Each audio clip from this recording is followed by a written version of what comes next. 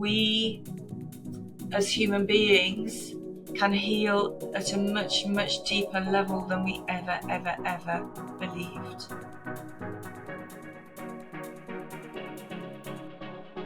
So this is the third in our summer series of going deeper with some of the experts that have been our guests on Alive and Loving It. And this week it is my dear friend Jo Dall. And what I'm realizing as I have re-listened to the episode before recording this new introduction is just how profound the wisdom is here between Jo, Rosy and myself. What's really landed with me this time is this redefining of strength, particularly in women. Whereas in the past we would have defined strength as working harder, carrying on, putting others first, at the detriment of our own health.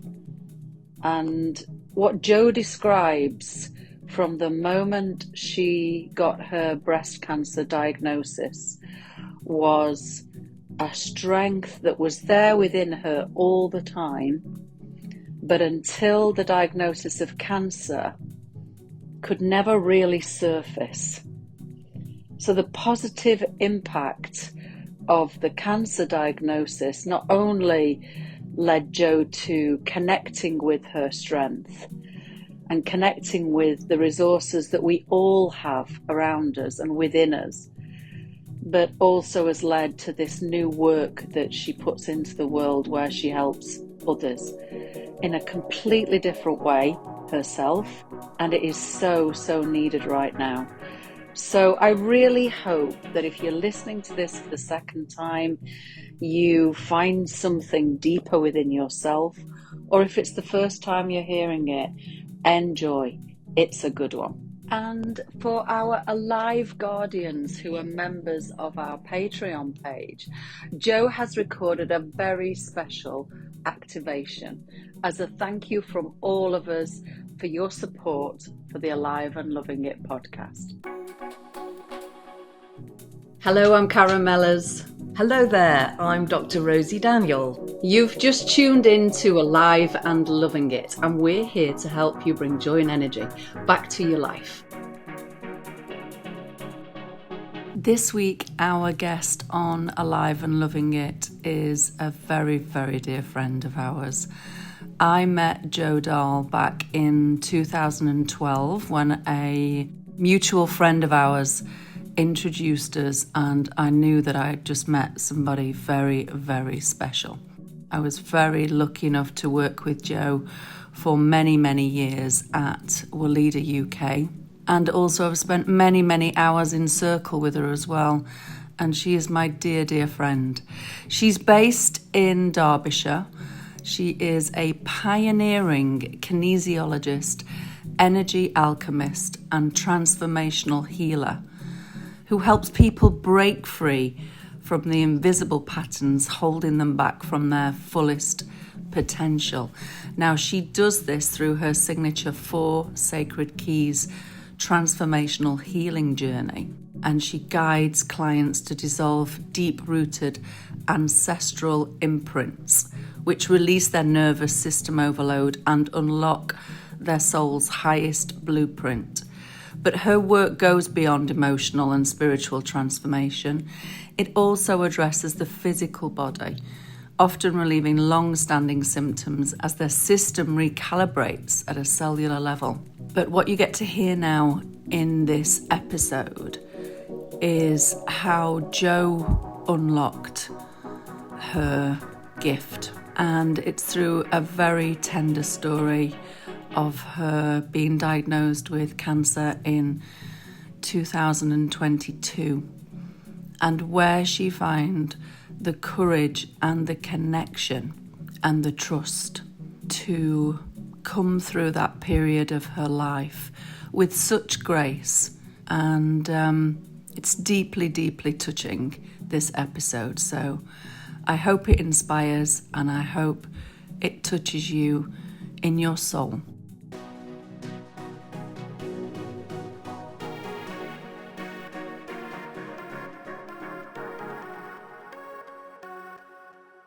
Hello, you've joined us for a wonderful episode today.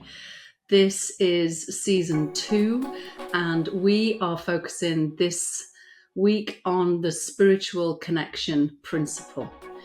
And it is my great pleasure to introduce a dear friend of mine. She's not a friend, she's a sister. She's a sister from another mister. We've worked together for many, many years, and I think probably soul-wise, we've known each other forever. So here is my dear friend, Dall, who has very graciously agreed to share her story with us. It's been a fascinating one for a long time, and I've been very privileged to witness a lot of it.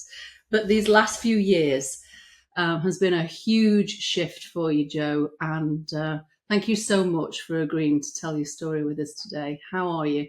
Yeah, good. Thank you. Thank you very much for that introduction. And yes, we know each other very well, so it's lovely to be here with you both. Thank you. And we've known each other quite a while too, Jo, because I met you when you and Karen were working together in Weleda, and I joined you as an integrative health consultant. But you also did me the honour of coming on the Health Creation Mentor training and getting deeply involved with health creation. But my goodness, the evolution, as Karen's saying, that's gone on for you recently, I think probably mainly catalyzed by your diagnosis. Shall we start there, with what happened with you health-wise? Yes, so in 2022, I went for a routine mammogram, as we do, or hopefully we should do. And I got a recall back to have a checkup and had a biopsy and was diagnosed with cancer, breast cancer. So as with everybody who knows what that feels like, it completely floors you. Yeah. Yeah. And you told me that, you were absolutely petrified, but you didn't ever feel any blame for anything or anybody, that you started off on your own healing journey, working out what you could do to help yourself. Yes. I think what it showed me was that there was a reason. And I think with the work that I do, there's generally a reason why. And so I took time to kind of reflect inwardly as to what maybe I had or hadn't done that was a trigger for something like this, the dis-ease. And what I came to the conclusion was it was an enforced pause to deal with something that I hadn't dealt with. And in my mind, I knew that it was losing mum.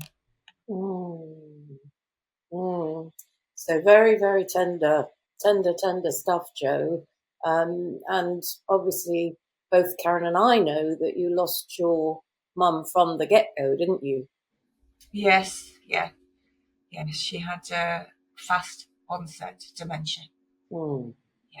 Yeah. But I'm talking about your birth mum. Oh, sorry. Yes. No. Well, goodness me, it's double, isn't it? Really, for you. Yes, because yes, I was adopted from birth. So yes, so I suppose it kind of it's a second loss of something and someone that obviously was very key in my life. Yeah. And it is those things, isn't it, that do wake up that grief or trauma or loss, when that gets activated again. So you're saying that you felt this was all about you taking and you called it an enforced pause, to process, and tell us about how you did that, and how you managed to get through that, Jo. So during that time, so I was diagnosed in the June, and I was set to have an operation in the August. And so I took that time off. I took time out from the end of July right the way through to the end of September. And I gave myself space and time to really go inwards and connect in, if I use those words, I can explain later, but connect in with meditation and prayer, I suppose. I mean, we can touch on that again in a moment. But it's also having quiet time, because my go-to when anything is wrong is to be busy, to distract myself, to avoid dealing with anything and be busy, either looking after other people or being busy working. And what I really felt inside was that I needed to stop doing that, to let what I'd been avoiding, distracting myself from not doing, and allow whatever needed to raise to the surface to come. And that's what I allowed myself to do. Yeah, it's so huge, and so wise. Your words, I'm sure, are going to be resonating with everybody listening. We all do that to some extent or another. I mean, people who are a bit more naturally introverted may be better at stepping back and avoiding all of that. But Karen, you're an emotional resilience coach. I bet you see this all the time. Well, I'm just connecting back to the time, because obviously I worked with Jo through that period. I've worked with her through the busy period, and I'm recognizing that in myself as well, that, oh my goodness, we worked hard. And whenever anything came up, we just did more work. We just worked and worked and worked. I mean, I think all three of us here can say that we're guilty of that. And there's loads of distractions, aren't there? Alcohol, drugs, food. I see that in a lot of my clients, particularly food. Sugar is one of mine at the moment. I reach for the sugar when I need, what do we need to cope? That's what we need to do. We need to cope. And that's what we learned to do. And we all have our vices. But at the time when it's necessary, then what does it take? When is it enough? When do we stop to go, hang on a minute, I'm not coping anymore. I need to heal something here.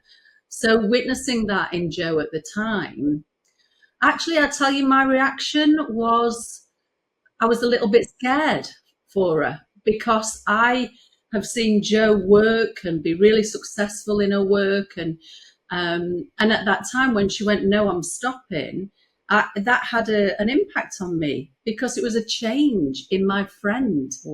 So, let's just honor that the people around are affected. But what I witnessed in Jo was like this a different strength. Like, we've been through crises together, and Jo's strength came through and leadership came through. But this was a different type of strength that I didn't understand.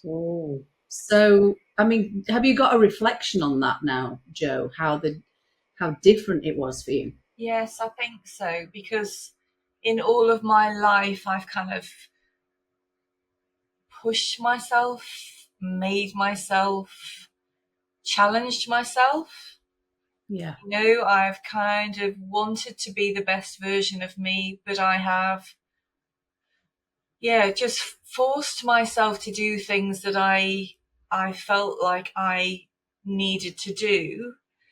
And I've been very good at it, probably too good at it, if I'm honest, because that's probably one of the reasons why I ended up like I did. But I think what I was doing was it was like an external default of making myself do things in order to succeed and to be the best that I could be. But what I noticed in the time that I had off was that I have got a strength within me that is an innate inner strength that can just be. Yeah. I can just be. And And I don't need to strive, and I don't need to struggle, and I don't need to push my way through to make things work, to make things happen. Yeah. That I can just be in this space, and when I'm in that aligned space, the things happen anyway. And it's so much easier. Well, Joe, you Why know, didn't I realise this hundreds of years ago? well, this you know, return to your essence, to your soul, to your spirit. You know, this in is what I have heard you say, that you always knew of and had a connection to source or to spirit with a big S, but that you found yourself into your way into that still center, and you've just used the word alignment. So tell us more about what that means and how that is for you. So I think in finding that space, that aligned space, it's like everything comes into balance and harmony.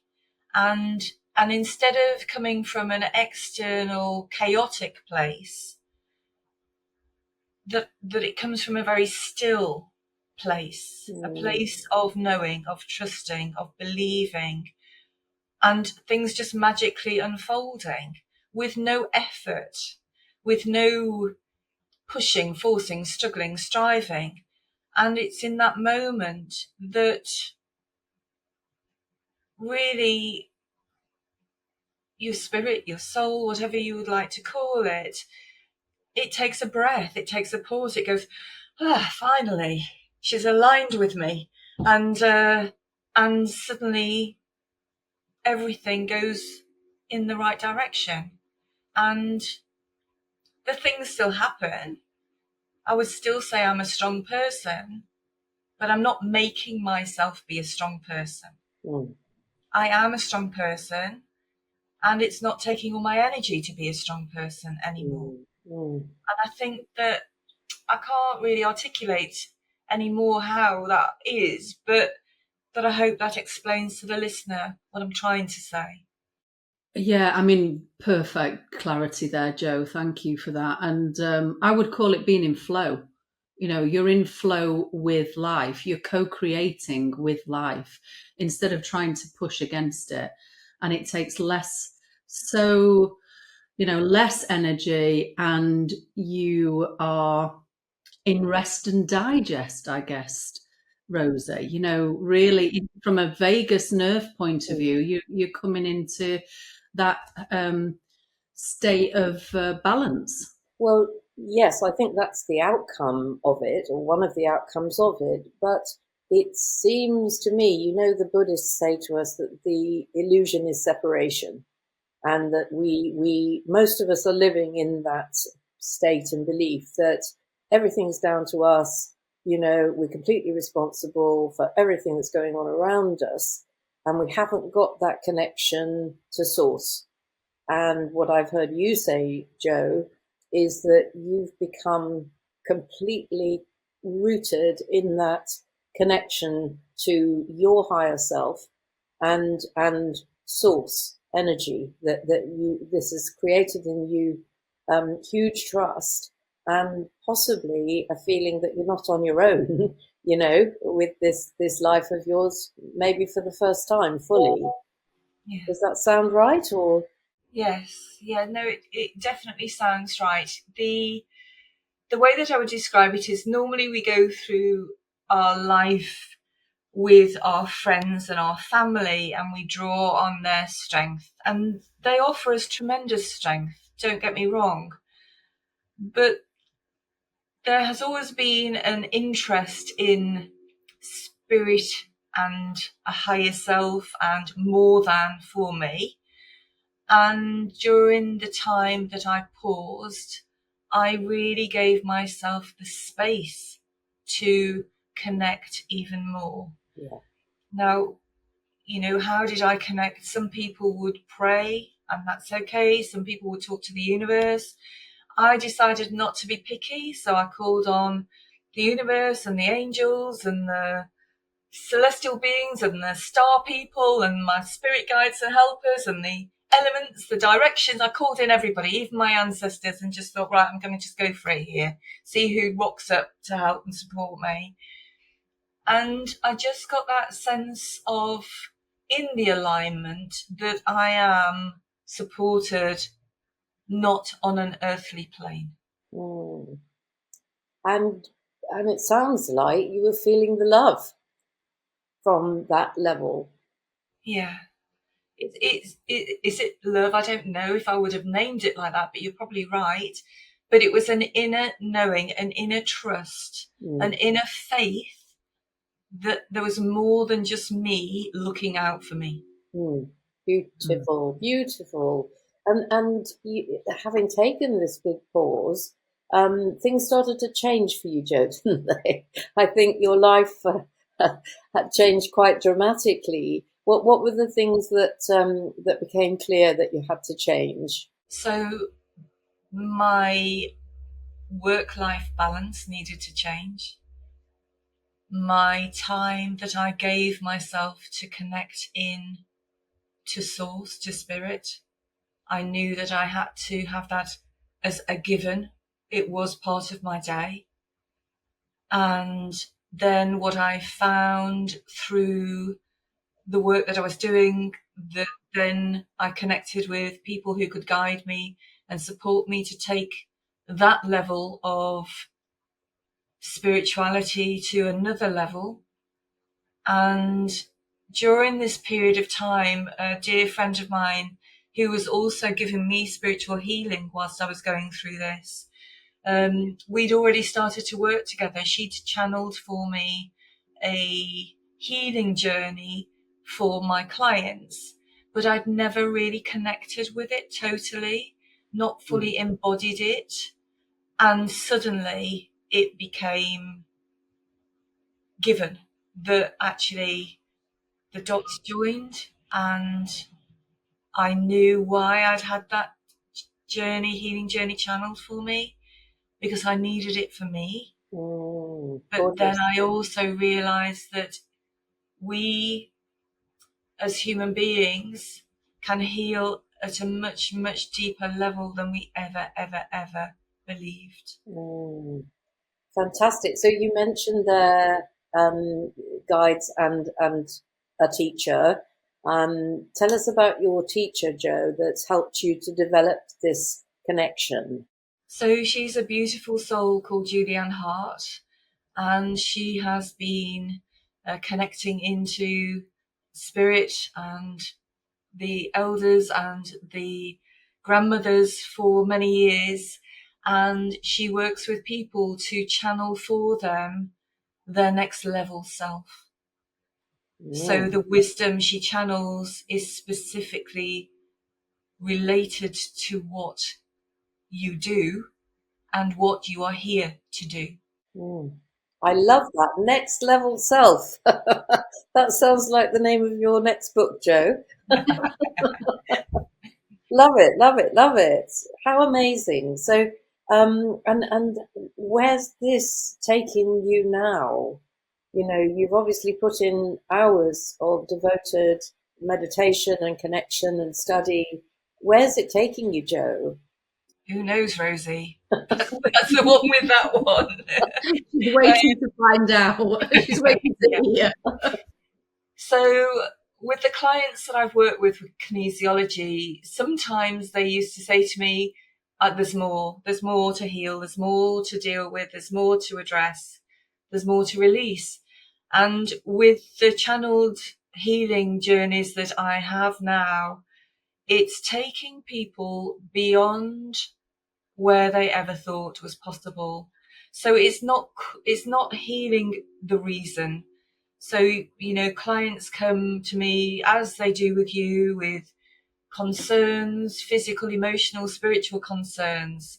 And what I used to do was heal them, help them, and they'd feel better and they'd go away again. But what I'm finding is that those people know innately that there's something more that needs to be healed. And what is definitely part and parcel of that calling is I'm going to use big words here, so just bear with me. It's like their soul is calling them to heal at their root. And sometimes that is not just their healing in this lifetime, but the ancestral dysfunction and disease that has landed at their door. So that then makes them know that sometimes they need to heal something bigger than just their stuff. And do you think, Jo, that because that to me like sounds it's this magnitude of healing that maybe we're not conscious of, but our body or our soul is, and that's scary, right? That's huge. Is that what sort of keeps somebody stuck for a while? You know, because it's not like we get this, oh, I need to heal on a different level, and I'm going to trust and I'm going to connect to source. You know, it's not an easy journey, is it? It's sort of like along the path, there's a big stone there that's blocking me. There's a big scary monster in the woods there that's scaring me.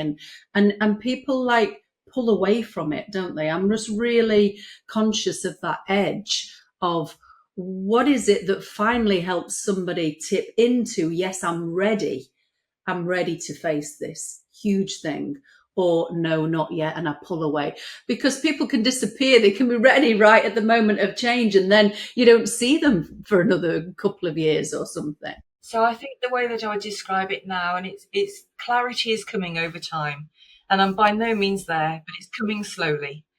And the clarity is, it's people have got an enough button. Mm-hmm. And when they get to the place where the enough button presses, and I don't know if anybody's seen Britain's Got Talent, when the golden buzzer's pressed and the gold comes out and everything else happens, it's like the body presses the enough is enough button. And it's like, I am fed up with doing this way. I'm fed up repeating the patterns. I am fed up with never getting to the root cause of the why. I have had enough. And when they sit on my chair, which is just over there, and they go, I have had enough, I go, right, come on then, let's do it. You know you've hit that sweet spot. Yeah. And if they don't say that they've had enough, they're not ready. But, you know, one of the things I've noticed, having now worked with people with cancer for 40 years, is that the fear level that's created by the diagnosis implodes the baby fears. So in other words, if we've been living too scared to move because of the bank balance, or because of what the mother-in-law would say, or because of this, or because of that, all those fears are dwarfed. And there's a kind of letting off of the brakes in terms of soul evolution. And people say to me, isn't it depressing, Rosy, working with people with cancer? I say, not a bit. Because, you know, they're so ready to work, because they've had that knock on the soul door, in terms of, okay, you know, what is it all about?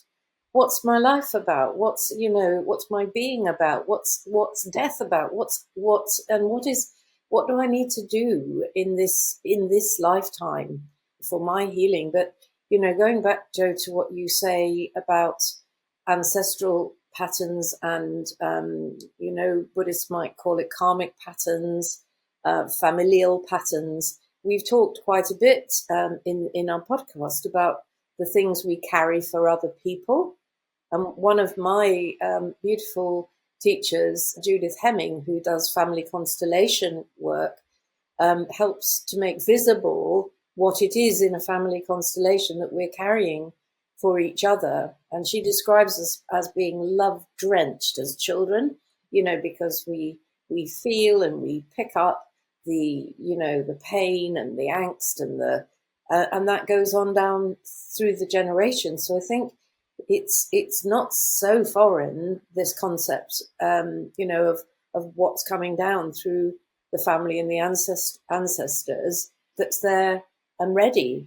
So how do you describe, because you are clearly telling us that you've moved from your work as a kinesiologist and a mentor and a coach and all those beautiful things into being a healer. Do you have a new way of describing what you do? So I now call myself a transformational healer, which sounds very big and hard to conceive, I suppose. But basically, it's like weaving everything together, because I think that, when we learn all these different modalities, these different tools, there's a reason why we have the experience of learning everything, and to bring everything and weave everything together to offer the client the best that you can offer them. It's like just kind of a mixture of everything that I've experienced. So I still use kinesiology for testing, because I think that kinesiology muscle testing is great for anything. But then what I'm doing is weaving into that the keys, which is the spiritual healing journey, where I channel in the violet flame into my client, and they use that beautiful healing energy to heal the dysfunctional DNA patterning that has passed down the generations. And that can be the dis-ease, but also the addiction, the alcoholism, the OCD behaviors, the patterns that are quite big, and not necessarily appearing in the person who's the client, but when they look back through their parents and grandparents and great-grandparents, they can see the thread, they can see the dysfunction. And also one of the things, sorry, I'm digressing just a little bit, that I think is really important to say to everybody is, nobody in our ancestral timeline wanted to pass on these things to us. They didn't go, no, it's your turn, you can deal with all of this stuff now, I'm going to pass it all on to you, you can suffer with it now. It's like it's not a conscious passing on. It just happens that the thread passes down the timeline. But it's beautiful to observe when somebody says, I don't want this anymore. I want to be me. Yeah. I don't want to be what I have been or what may have been passed down. And I don't want it for my future generations, for my children, their children. I want to draw the line here and say, no more, no more. I couldn't agree more. I call it the big fat no. You call it the enough button. I know people are going to change and heal when they say no more abuse, no more booze, no more whatever it might be, no more overwork. When people, and Karen, I've heard you describe it as heart rage, I think. Did you call it heart rage? Well, I'm interested in the emotion, which is a very powerful energy source that comes through at that point. So speaking from my own experience and what I've seen in Circle is that anger can be one of the first things that comes through. And we've all been taught, particularly as women, that we shouldn't get angry, that it is bad. And maybe we've suffered some trauma at the hands of anger that's become violent. So, stay away from it as much as possible. Joe's been in Circle with me when I have let my anger go. And honestly, I don't know how long that process took for this huge scream to come out of me. It felt like hours, but I was holding on to not letting the anger through because of shame, because of, be a good girl. You don't do that. You don't let this rage through. But there's a difference in the anger. When you're talking about this enough energy, it is heart rage. And that term, I got from one of our teachers, Joey Walters, who's written a beautiful poem about it, where it comes through with this force. And it's like it allows this change to happen. It's not, I think some people get really mixed up in the fact that actually, if everything feels all right, then I will change. But change is horrible. It's uncomfortable.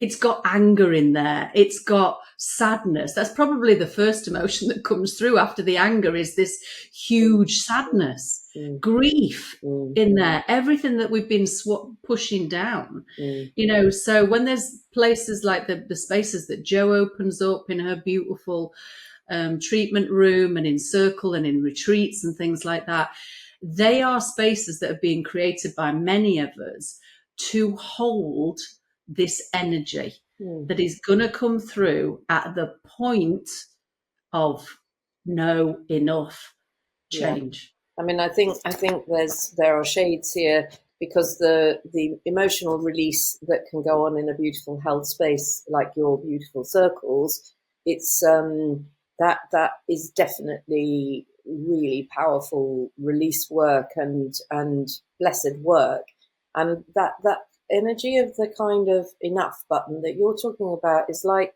you know, when the Spanish say basta, basta, you know, it's clean and it's clear, and it's, you know, it's like a line in the sand that that version of me being that way, dancing that dance, you know, being that victim or this, whatever it is, I'm done with that. I am done. And it's it's not necessarily a very emotional place. It's a kind of, you know, I'm done. And Jo, so for you, in this extraordinary healing you've gone through, and are obviously always open to, you've had this healing. How do you feel now, having gone through this transition yourself into this new version of yourself? So I think that there is an inner peace, an inner alignment, a calm, a trust, a knowing that everything is as it is meant to be. And what I've observed similarly with clients is that when they choose to heal at this level, it's a very peaceful, gentle healing that allows transformation to occur at the cellular level, but in such a gentle way. And it brings, I can't describe it, Rosy, it brings a sense of peace that I don't think I have ever felt before. And I have seen and observed it with clients as well. It's like a coming home to yourself. It's like instead of being a shadow or playing a part or wearing a mask, it's like completely being aligned with who you are. And that makes the world seem a load better than it did before. Well, it sounds like you're articulating, you know, in the Bible we hear about the peace that passeth all understanding, and the love divine, all loves excelling, and, you know, touching into that soul essence where the beauty and the divine is becoming accessible to us, and it is accessible to us. It's just, do we take the time to pause? And I can remember, I don't describe myself as being Claire anything, Claire audience, but I do remember after my beloved friend and teacher Pat Pilkington died, at one point I distinctly heard her say, "Still your mind so you can feel my love." So, you know, it's like she was saying, I'm here, but you're so damn busy that you know, you can't feel me. And so, you know, that's what I'm getting from what you're saying. Yeah. And I think as well, when you come from anything, from an aligned place, from a place of trust, no matter what adversity lands at your door, no matter what it may be that you're surrounded by or with, if you come from an aligned place, then you've got that essence. You used that word earlier, Rosie. You've got the essence and the strength to deal with it in a rational and calm place, rather than a chaotic, panicky, fearful. You know, don't get me wrong, we're human in our humanness, and fear is something that we all feel at some point, as anger, as other things. But if you come at something from an aligned place, it just brings a groundedness and a connectedness that gives you that centeredness. I'm sorry, I'm using a lot of ness words, but in that place, it doesn't matter necessarily what chaos is going around you.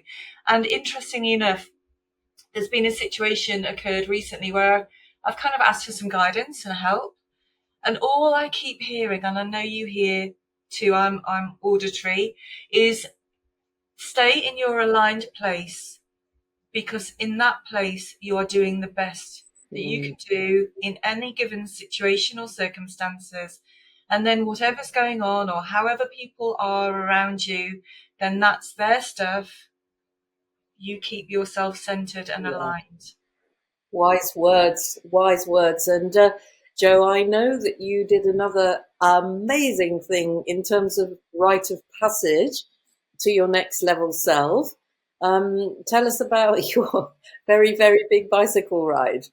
So last November, I cycled from Vietnam to Cambodia. Some dear friends of mine said that they were going to do it, and they thought you could do it for charities, and they said, oh, we're going to do it for you, Jo. I'm like, right, okay, thanks. And they said, well, you'll be coming then, will you? And I went, oh. So I told my husband, and he laughed, which, wasn't so kind, but very true and honest of him, given the fact I couldn't even change gears at the time. And the next thing I know, my bike is in pieces on the grass in the garden, and he's putting it back together again. And he said, right then, if you're doing this, I'll do the training with you. We better get you booked on. I'm like, okay. So spent most of last year training in the Peak District on the trails, hating everybody who passed me until I realised that they were on electric bikes and not normal cycle bikes. So that was quite an eye-opener. And I did it. Cycled from Vietnam to Cambodia, just over a week, in the heat, which nobody prepared you for, because it wasn't the hills that was the problem, it was the heat. It was phenomenally hot, really hot. But there were an amazing group of 40 people who we did this with together. I went with an amazing group of ladies. We called ourselves SAS. Sorry, I shouldn't say this, but it was the Sore Ass Sisters. And we had a great team, and everybody was so kind. And the sense of achievement, having done that, was incredible. And I think I raised 4,200 and something pounds for breast cancer. Breast cancer now. Awesome, Jo. Absolutely awesome. And it just is another testament to the fact that the power that you're now embodying, with your connection to source, it strikes me you can do anything now, that you've got literally the forces with you, that spiritual energy. So in terms of a message to anybody listening about how to get onto this path or make that connection for themselves, which I'm sure is resonating very strongly with people, what would you say are people's first steps? So I think first steps would be to offer yourself some stillness, to maybe try meditation. Sometimes it's really hard to do that quietly because our minds are very busy and noisy. So there's often lots of guided meditations that people can begin to explore. There's huge power in prayer. And I know that you know and believe in that as well, Rosy. There's huge power in prayer. So whether you pray to the universe or to God or to the angels, the fairies, or to the earth, pray to the trees, try exploring the power of prayer, because there is so much more out there than we ever can imagine. And then maybe reach out to somebody who could help and guide you if you feel called to do so. And, reach out if I can help at all in any way. Beautiful, Jo. Beautiful. So we'll put the connection for you onto the show notes. And I'm sure there will be people who want to touch in with you. And I think that message of remembering to ask Spirit for the help that we need, going back to those of us who become very responsible people, thinking it's all down to us, but just remembering to ask for the help that we need.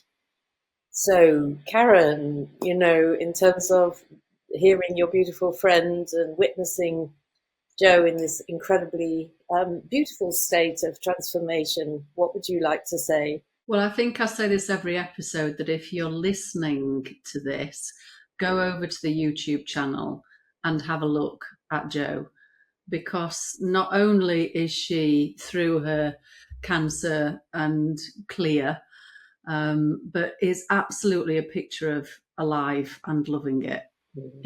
Gorgeous, beautiful hair, and in your treatment room, which I know you love. And I remember the point when we were in circle together once, where your heart's desire came through to be connected up more, and you just were doing this. I'm like lifting my hands over my head. And so, I'm reflecting on that now, because at the time I thought, I've no idea. What are you talking about? I've no idea. What does that mean? But something very sacred and precious within you was coming through at that moment.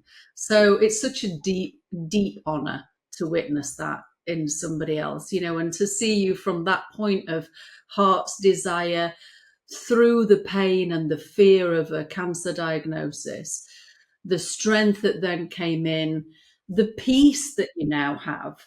I mean, when you're speaking about it feels peaceful. I mean, just, I'm going to go back and listen to that part of this episode, because I just went into peace. As I was listening to you, my whole body just was like, this is amazing, this blissful place. I mean, what a wonderful place to work from, to act from. That's really, really important, because that bit you were talking about with, if you're making decisions from fear, from stress, the thing that we are afraid of then comes into being if you're acting from that place. You can manifest great things. You can also manifest really horrible things because of the action that you take. So that's a real key point for me, is that stillness. And I think you call it the power of the pause, and that still place where you can, then you go into rest and digest. Your creative mind has space, and all of these options come in. There are always 1,000 possibilities, aren't there? And you choose from a place of calm and peace. It's how I want to live, love. That's how I want to live. I tell you what I had to do to get there was sell my house and move from the town that I lived, because I was in a construct that kept me in the place of the old pattern. I had to leave that first to find it. So I'm traveling all over the country to find it, only to land in Scotland and realize that it's within. It's not. I'm like, oh my God, I didn't have to do that 2-year journey to find it. And you stayed in your treatment room and you went within and you found it. And I honestly, deep respect, my darling friend, my darling sister, so glad to be still walking alongside you, love. Amazing. Can I say one more thing? I think that this is one of the things that I really took on board when I had my diagnosis. And I would like to share it with anybody who has been given a diagnosis of any kind. Don't treat it as a good thing, and don't treat it as a bad, but treat it as an expansion of your consciousness. Because from that place, magic happens. Wonderful. I love your magic. I love your magic. More of Jo's magic. Well, I'm grinning from ear to ear, Jo. My heart is so happy that my angels are dancing, cheering and whooping, because they want to be asked for help. I do remember to ask my angels or guardians for help. They want to be, the ancestors want to be recognized and brought in to help us. So thank you, Jo, with all my heart, and just total respect, as Karen is saying. Bless your most beautiful heart. Thank you so much. Thank you. It's so good to know that you're listening. Our community is growing bigger day by day. Now we want to engage with you and connect with you to create more opportunities to learn, love, and grow together. The first step is to go to our website, aliveandlovingit.org, to join the community. This means that we can communicate with you directly to let you know the details of new episodes, next week's guest preview, and of all the new opportunities that we are creating for you.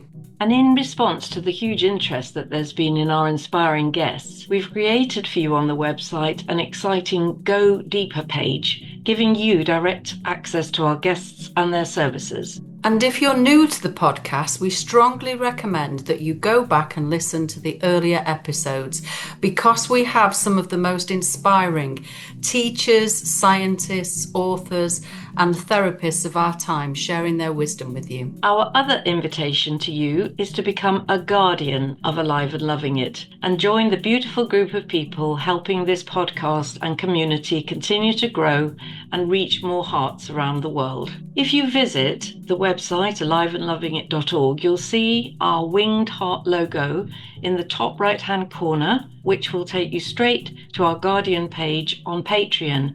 And this is a platform designed specifically to support podcast and content creators. It would mean so much to have you as part of this growing community, connecting with us, our guests, and everything we are building together. And if it feels right for you, becoming a guardian is simply a way of supporting the podcast with a monthly contribution at whatever level feels comfortable for you. Thank you for being with us. Keep shining, stay true to yourself, and remember, this is your time to live your fullest, healthiest life. Until next time, keep doing what you love most in life. We are so excited to connect with you on the next episode of Alive and Loving It, and we welcome you very warmly to our Alive and Loving It community.